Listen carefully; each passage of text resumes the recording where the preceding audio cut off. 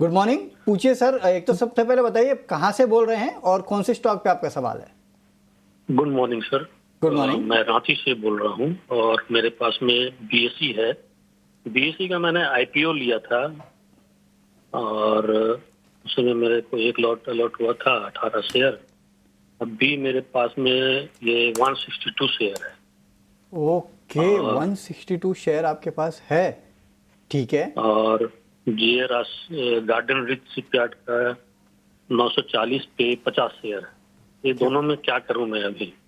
बहुत सर, एक तो बढ़िया है कि आपने एक तो बीएसई आईपीओ पे लिया था। अब तक तो आपके कितने गुना पैसे बन चुके होंगे और आपने होल्ड किया है, ये बहुत अच्छी बात है। और गार्डन रीच भी आपने काफ़ी बेहतरीन लेवल पे लिया था और यहाँ पे भी होल्ड कर रहे हैं, तो ये काफ़ी अच्छी स्ट्रैटेजी है कि अच्छे स्टॉक्स लो और उनको होल्ड करके रखो तो वेल्थ क्रिएशन होती है। लेकिन चलिए इन पे सवाल पूछ लेते हैं।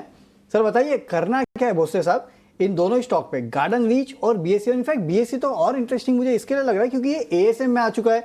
तो राजेश जी, इसमें एएसएम में आने का इतना बड़ा इंपैक्ट होता है कि 2 दिन में स्टॉक करीब 8-10% गिर चुका है।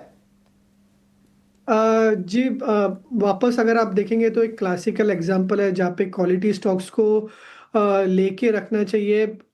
पास्ट में भी देखा है कि बीएससी में कुछ ना कुछ हेडविंड्स आए थे, मेजर सेल ऑफ देखने को मिला है, बट वापस खड़ा होके वापस प्रीवियस हाई क्रॉस किया है। तो अभी भी शॉर्ट टर्म में कहीं ना कहीं थोड़ा सा पेन है। पॉसिबली स्टॉक जो है नियर टर्म में 2600 या 2550 के लेवल्स रीटेस्ट कर सकते हैं। शॉर्ट टर्म मूविंग एवरेजेस से भी काफ़ी थोड़ा सा मूव अवे हुआ था, बट अगर इसका लॉन्गर टाइम फ्रेम चार्ट्स देखते हैं तो डेफिनेटली पॉजिटिव है। वीकली मंथली चार्ट पॉसिबली यहाँ से स्टॉक जो है 3400 3450 एक्सपेक्ट कर सकते हैं। तो शॉर्ट टर्म में डेफिनेटली थोड़ा सा वीकनेस है, बट बायस पॉजिटिव है।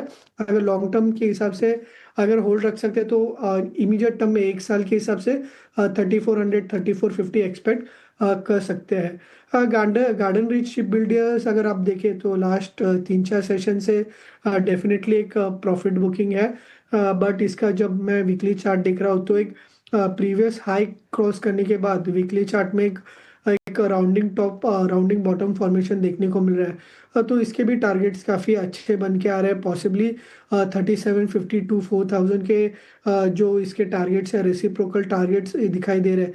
तो बायस पॉजिटिव रखिए मेरे हिसाब से। इनफैक्ट कोई डिप आता है 2800 के आसपास तो वो एक बाइंग अपॉर्चुनिटी रहेगी। ठीक है, तो ये है राय आपको मिलती हुई गार्डन रीच पे। प्रवीण, वीकली एक्सपायरी और थोड़े बड़े ट्रिगर्स नहीं हैं, उसके चलते आपको थोड़ी बहुत मुनाफा वसूली देखने मिल रही है। हालांकि मैं इसे कोई बहुत भारी भरकम बिकवाली नहीं कहूँगा, थोड़ी बहुत मुनाफा वसूली लगातार चलने के बाद यहाँ होनी थी और शायद वही होते हुए मार्केट में दिख रही है।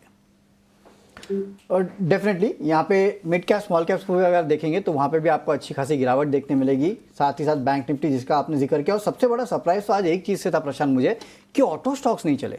वो जो रेयर अर्थ मेटल की कल यूएस और चीन के बीच में जो समझौता हुआ है, उसके बाद ऐसा लग रहा था कि शायद ऑटो स्टॉक्स आज काफ़ी चलेंगे, लेकिन ऐसा हुआ नहीं। और एक बहुत बड़ी चीज़ देखने मिल रही है, पॉजिटिव चीज़ों पे स्टॉक्स उतना रिएक्ट नहीं कर रहे। लेकिन तो शायद जब ऐसे दो अनसर्टेन लीडर्स, जिन्हें मतलब उनमें से तो एक तो अनप्रेडिक्टेबल ही है राइट, सही बात है। ठीक है, तो क्या होता है, मार्केट भी मैच्योरिटी दिखाता है। शायद कुछ चीजों को पहले से फैक्टर इन कर ले और कुछ चीजों पे तुरंत रिएक्ट करने से बचे, कम से कम सेक्टर्स हो सकता है उसी तरह का ट्रेंड शायद मार्केट में देखने मिल रहा है। लेकिन हाँ, मैं इसके लिए कह रहा था प्रशांत, और क्योंकि आप देखिए पेटीएम में भी पॉजिटिव न्यूज़ पे तो स्टॉक रिएक्ट किया नहीं, नेगेटिव न्यूज़ पे 8-10% स्टॉक में गिरावट देखने मिली। ऑटोज में भी नेगेटिव न्यूज़ पे हमने देखा था कि ऑटो स्टॉक की पिटाई अच्छी खासी हो रही थी। अब पॉजिटिव न्यूज़ आ गई, उसके बाद भी स्टॉक में कोई बड़ा उछाल देखने नहीं मिल रहा है।